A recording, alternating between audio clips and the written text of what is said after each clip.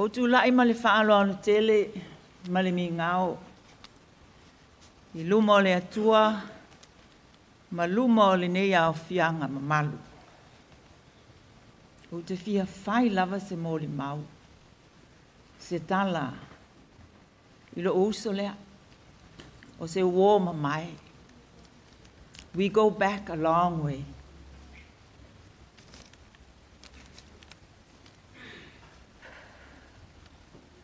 O lofi, o se uo ma mai a te au. Ao mātou tala vou, ao mātou tāpuai. I le kale sia, a tangata atu motu. I Edinburgh Street, Newtone, Karangahape Road. O i nā mataila mātou mawhutanga, o ta maita i tala vou, o i mātou o Samoa, whaatasi mauso a Cook Airani, ia whapea maniwe. I lalo o le taita inga, a le tama, le misionari pālangi o Misi Sales, whapea le sunga i le toa ina, ia le watea Iusitini Sio. E mamao la mafutanga malofi. E fōu nei le mafutanga ma le tama ua whailangi le fō launga. E sunga ia le ite se te whano. Ia wai o le wō mamae fō ia lau pāanga. Le tama mālo ia wa iau, a le ilima e te wati.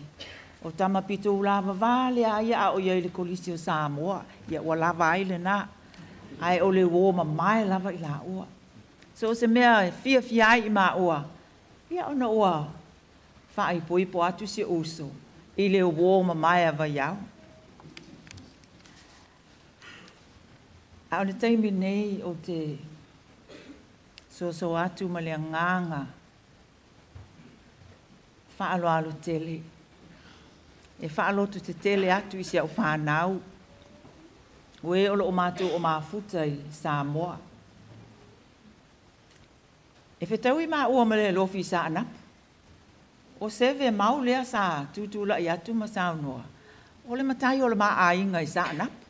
Ia ngata ai ina. Pita i ane. Ia, e le tau fia e nisi mea tutupu le nei o langa. Ua whialo whani tele le maa whanau. O la maa ulu matua. O fui maono, le atau le sa, afa masanga, vai ao ala ilima e te wati. Ia ua taamilo i New Zealand nei ma Samoa, ma Australia. Ai ua na lava, ua na filifilia le alofisa, a te wila. Le li o a inga o, le alo le whaife au, ia le e ite. Ia panga lea ma lo uso, le alofisa. Ia, ua avea ma ainga e tasi. Ua to o te lea ile maa whanau. Ai ui o lea. E pule ale atua. A ua atili maa whanai. La mātou maa whutanga. O te o wholofa atu te wila. Le uso ia ria. Tuangane. Mene. Bowena. Rivalana, o autou paanga, maalo ma whanau. I autou loto te tele, o i ao le atua, la tātou taulanga. Le uso pele, le tina pele, ia le alofisa. O te tautala, i se mafutanga, sa iai, ia i mātou tama whanau o le kalesia i tu tonu o Newtone i Edinburgh Street. I vai taimi le nā i le a whaiva se lau onu se fulu o le a whaiva se lau fitu se fulu o tele lava tangata Pasifika i Ponsonby, Grey Lynn, ia malenai tu o Aukilani. O e sa tāpuai i le kalesia a tangata atu motu i ina i Newtoni. Ona o le vai teimi lea, o mātou tala voulama, o alala i Ponsonby, Island Street, ia le sungai, le lufi-lufi, ia polo ai ma le tua ia whannafu, ia maola alo. Ia ao, o lo i New Bond Street, e ofi Great North Road, i le tua ngane o lo utina, le sunga ia ma lai Foko Ria, ma le whaletua ia whai manifo sa whai whi au foi. O te toi te pa i tua ma le nganga whaafitai, ma le nganga fia. I le mātou mawhutanga, te mā i tai sa moa, i tu tonu o le nei whaalapotonga ma le kalesia. I ngā luenga wha evangelia sa saunia e tai o le kalesia ma le au whai ngā luenga. E tai nai o mātou wola, ki le nei atu nu. Sunga ia lewa tea sio, ia whapea le au whai ngā luenga mai isi atu nu, ia me le tamā ia sa lesi. Ngā luenga wha evangelia, i le atina ina o le mātou wola wha le nganga. I le neisi o si o manga e fau ma le māsani ai. O mātou sa whaavaina mawhutanga wha le au talavou e pei o le au whai pese a tūpulanga. I lalo le taita inga le tamaitai i longa mai Samoa o Epi e Nari Fithian. Sa whai a onga i Samoa ma ua malanga mai i le nei atu nuu mga lue ai. E le ngata i lea o le au talavou o le o a onga wha le tuspa ia.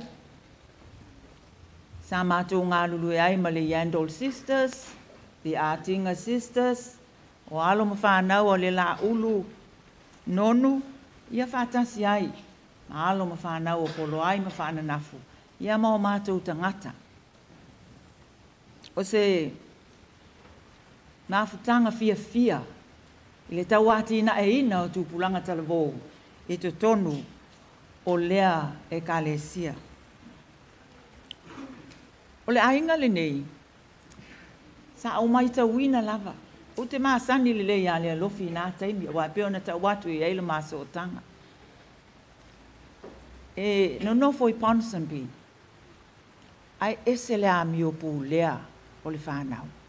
O whalongo e sa wā tele le toe ina. A saula le solo a polo ai ma tina whana nafu ma o la alo i le lotu i Karanga Happy Road i Edinburgh Street. E sava vali mai Ponsonby Road. O se mea sa o maita wina, o te leiloa nisi tangata, a o au, e ola pea i lo uloto. Ona o se va ainga, e whaatupu manatu, e te la ngona ai le tā ua, o mātua, ma le nganga o lo ia i lātu, e taita ina le whanau, i ala e te tau o na sava vali ai. A sau le solo, ale a inga le nei mai Island Street e oi, i Edinburgh Street. E le whape pule ale tangata ia. I le mea e savali ai, malana savali, po o se itu o le itu o le awala. Po o le isi itu, po o le itu le savali ai, to ina male lo matua. Sa o maita wina, mai le ngalo ia tea. E whai le lei leina. O le leina i luma. E pito i te tonu le uso ne ia le alofisa ma ane. A ola i titi a ane. Wa ane o le ui i lea o le ainga.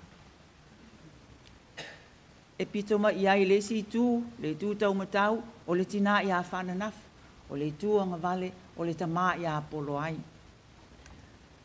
O fafo ane, fata amilo e sau i tua, o lo o laina ai tua ngane u umi, tino le lei, o le alofi. E matua ese a le vaai atu iai. E le mawhai ona, oso atu se isi ipe, oso, e sava vali le lei lava, pei lava o se militeli fo lele, la e sava vali, e o ile lotu, e o ile fale sa, a o le maa naia ia lata vaai, e o atu whaatasi, o whaatasi, ulu fale whaatasi, a uma fo ile sauninga, e le so na alua le lofi se mea, e sa vali sa oa. Ili mea lai le isi tu ala lai tu ma iai tama. A o tama foi. O ka se mau o lulunga. E te fefe ai te so na lata iai oai. E malu losi. Ai le mawhai o nālu ese sesi. E to e alu foi le solo e o whaatasi uma. I Island Street i Ponsonby. O se mea le nā e tū mau pēle o loto mau whapea amo ia. Amo ia nei whanau. Whaafitai i o lātou mātua. E o pongi e whaalongo le whanau i mātua. O se mea le nā sa tū mau lo loto. Ai o tutono le kalesia sa mātou ngā lulua ai. E ese le tā ua. Pe lavono o tā ua muli muli.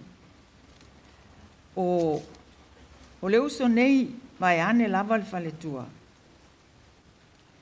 O le lava e o mai i le taimile nei sa tautua lava ono tua ngane i ateia. Sa tautua lava ono tua ngane i ateia. O seisi mea o te manatua ai mai le ngalo ai le nei uso po se uo. I le mawhana o le mawhafutanga. Ina ua sa auni la ufai poiponga. I le awhiwa se lau fitus fultas. I le toe ina lea o te tausia nei.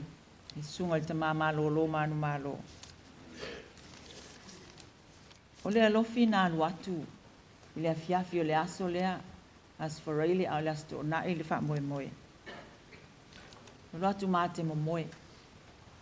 Na alu atu o lana fsoswani. O le te wina wa. Wai le leite leo na ao i le teu lau fufonga, lau wao. Le leite leo na ao i le teu wina. Ia o te le lipstick, but, you know, she did her best te tau le loa atu fo i lele. Ai na alu atu mama moe, ala i le tae ao, ma faa au le lea atili au. Ia, o te faa fitai i le atua. Ona olo na nganga, faa le uso. Na alu atu ai, ma mama moe, ma ia teu wina o molo o aso fia fia. Ia ona mātou wole a whātasi, i le whalesa i Newtoni. Ma whana tele le mawhutanga lo tina ia Erolia, ma le tina ia whana nafu. O le ala fo i lea e, ma whana ai le ma mawhutanga. E whesoota i ai o ma loto. Ma te tala noa pea. Tele o taimi a o le loto alofa ia. A maa o mai i nei a o so i fua fo i le ta maa. Maa sia si mai a i la ua. I le mawhai o na maa o fua. E te tau lava o na iai vai ane le maalu malo le atua. O na iai se ta itai ma se te utusi. A malanga mai fo i te wila ma le whanau. E a si mai la ua ma toi fo i atu. E le mawhai lava o na asa. Ma se te utusi, o se wha momoli, e momoli atu ia e maa ua. O winga ia o lea tangata, o fōlinga o le angelu. E lau fufonga fia fia, e tau le la ngona lona si fufonga o se si fufonga maa lu, ma le vai vai, e wha ngau loto. But that's Lea Lofi. She's an angel. She was and always will be. Now, she's an angel in God's kingdom. O te whawhitai ai i le atua, ona o teimi sa mamafutai, ma o maua ai ne o onga se tele mai a teia. Tolu vai aso talu ai, talu ona o taunu umai, ta au fesili, o whanau po oha mai, le asa tala i le uso i a le lofi. Ai ta umai, o lo o i le whalema. Ia sa le manofo ai. Le aso na so ai sa asi atu. I le uso nei i le whalema. Sa alofo. Ua le mangana. Na o na fufonga e pula mai. Lo o vava ai mai.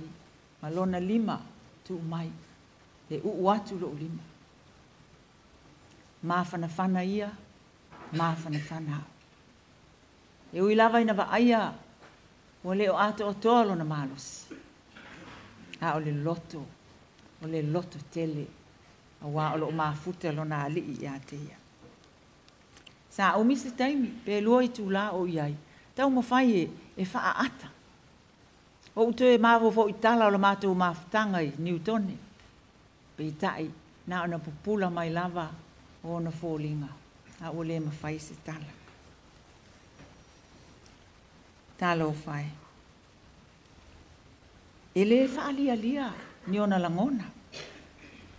O se tangata e tā ofi lo na loto, a o si ona leo e iai se taimi, e tau tala atu ai i le mea o lo mana o ai. Ina ua avea te wila ma pule o le Pacific Forum i Samoa. E ese le fia o lo uso. Ese le fia. Ai le mawhai ona, ele o se tinae, e mimita. Whapea e tala atu, se tūlanga o iai, lo na alo pele. Alo whai. Le mamalu o le ainga, alo ma whanau. Malo tausi. Ua malie lautou tāpo inga, i lautou tāulanga tangata. Whetalai mai le lii, a mo ia e whaano noa, a wae wha mawhanawhanaina i lautou. No whaalongo lea i le leo mai le langi, ua whapea mai sauia. Pei ona mōli mawina i o ane, i le motu o pātama. A mo ia oe le uso le alofi, o e mapu atu i a ao le li. Pei ona i wheta lai, au auna le ie, ma le whamaoni. Ulu whale mai a. Ulu whale mai. I le fia o lo oli. Manuia lau malanga. O te tali tono. Ua iai lo no fuanga whapitoa i le langa. Manuia lau sunga le taitai. Pa mana ina le upu fola o le nei aso. Pa manuia tele le atua, le au fai ngā luenga ngā lulue. Le tuto ina o le fatu o le ola. I so se fata fai tāblanga. Manuia le nei au fia, ai au te le i nofo i lalo. Ma le whaalo te le lava o te wala au atu i le toe ina malana whanau. Se i susu mai lava i luma nei, e iai le mātou pese fia pese ina. A mole, lau sunga le tamā malo lo manu malo, ia mātou a inga, o le pese me to tisi, ai le a whaina. Pa malulu atu lau sunga le taitai, ia o le pese le kālesia me to tisi. Pese ono sifulu ma le tolu.